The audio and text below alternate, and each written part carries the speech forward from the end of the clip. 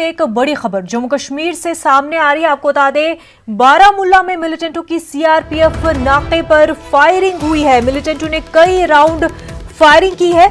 Firing में जम्मू कश्मीर के SOP शहीद हुए हैं। फायरिंग में 2 सीआरपीएफ एहलकार भी शहीद हुए हैं। एक मिलिटेंट के रिहायशी मकान में फंसे होने की खबर सामने आ रही है। आपको बता दें, बारामूला के क्रेरी इलाके में ये वाकया पेश आया है। काफी बड़ी खबर जम्मू कश्मीर से आपको बता रहे हैं। अफसोसनाक खबर बारामूला से सामने आ रही है। बारामूला में मिलिटेंटों की सीआरपीएफ नाके पर फायरिंग हुई है।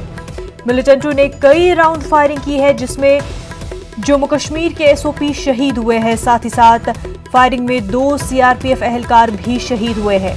एक मिलिटेंट के रिहायशी मकान में फंसे होने की खबर भी सामने आ रही है। मजीद तफसीलात का भी इंतजार है। आपको बता दें, अब बारामूला के क्रेरी इलाके में ये वाकया पेश आया है।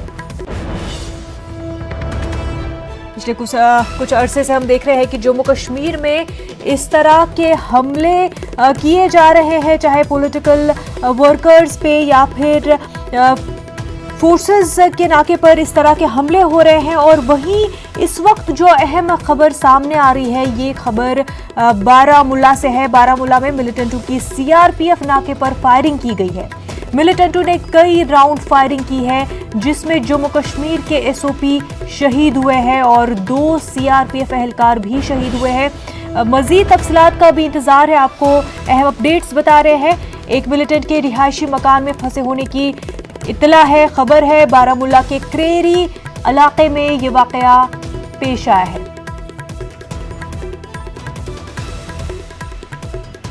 बारामूला से हमारे नुमाइंदे सज्जाद हुसैन इस वक्त हमारे साथ जुड़ चुके हैं। सज्जाद, इस वक्त क्रेरी में कैसा माहौल है? किस तरह का अभी वहां पर ऑपरेशन जारी है? क्या जिन मिलिटेंटों ने हमला किया था उनको पकड़ा गया है? उनको लेकर कोई इंफॉर्मेशन मिल पाई है?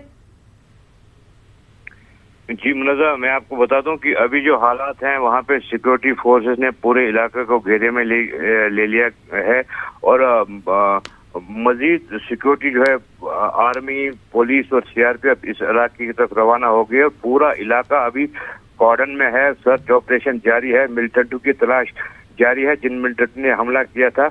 मैं आपकी तस्दीक करा दूं कि पहले एक खबर आई थी कि एक मिलिटेंट के एक रिहायशी मकान में छुपे होने की खबर थी, लेकिन वो बाद में गलत साबित हुई। जब हमने पुलिस के अहदेदारों से बात की, ये हमला जो है करीब 9:30 बजे आज सुबह हुआ और मिलिटेंटों ने घात लगा के हमला किया। नाका पार्टी पे सीआरपीएफ और जम्मू एंड कश्मीर पुलिस पर जो मुश्तमिल थी नाका पार्टी, तो उस पे हमला करके 3 जवान जख्मी हो गए, जिनमें से एक एसपीओ भी है जम्मू कश्मीर पुलिस का।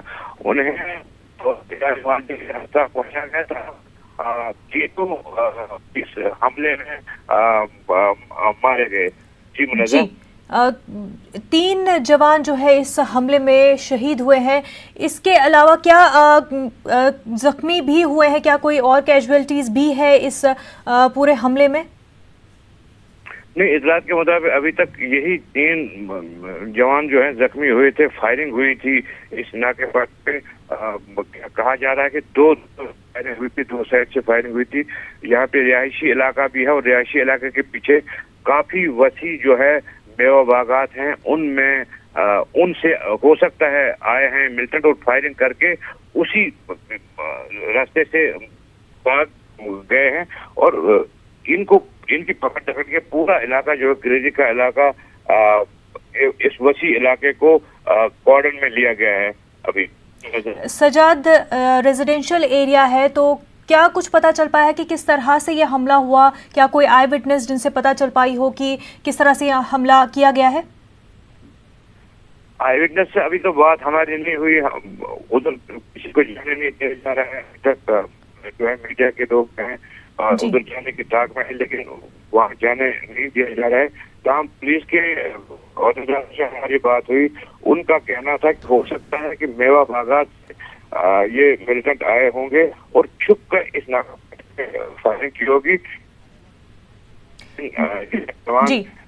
जख्मियों के क्षेत्रों पर जख्मी हो गए, जिनमें से जम्मू कश्मीर पुलिस का एक एसपीओ भी शामिल है, जिसकी शनाख्त मुजफ्फर अहमद के तौर पर हुई है। अभी के हालात जो मैं बता दूं, पूरा इलाका वहाँ से भी मिलिटेंटों की तलाश जो है जारी है। जी मुनज़्ज़म। बिल्कुल सजाद, मिलिटेंटों की तलाश जारी है, पूरे इलाके को कॉर्डन कर दिया गया है, सर्च ऑपरेशन जारी है। बेहद शुक्रिया सजाद आपका।